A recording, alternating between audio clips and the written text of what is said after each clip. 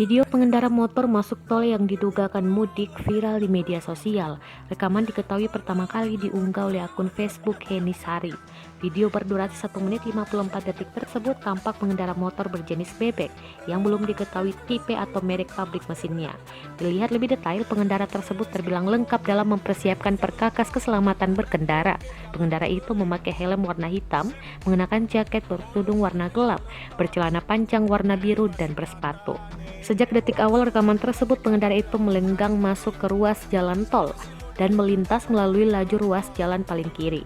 Pemilik akun menduga pengendara motor tersebut bisa melenggang masuk melalui pintu tol Romo Kalisari pada pukul 11.30 waktu Indonesia Barat.